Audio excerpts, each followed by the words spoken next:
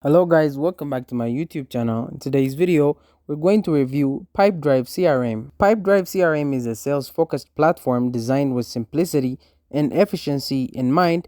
It's particularly known for its intuitive pipeline management, making it easy for sales teams to visualize their processes and stay organized.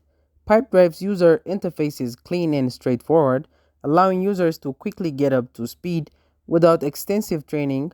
One of its standout features is the customizable sales pipeline, where you can drag and drop deals through different stages, making the sales process highly visual and easy to manage.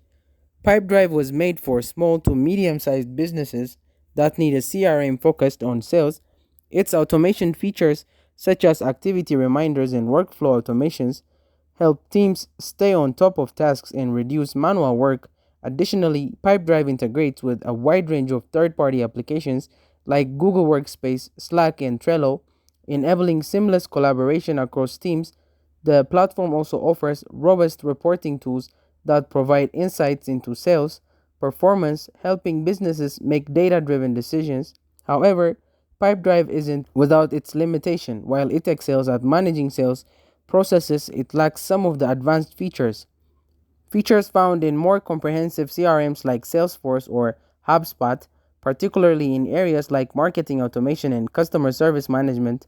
Also, as your business scales, you might find the need for more advanced customization option, which PipeDrive may not fully provide. In summary, PipeDrive CRM is an excellent choice for sales-driven teams looking for a straightforward, efficient, and affordable solutions.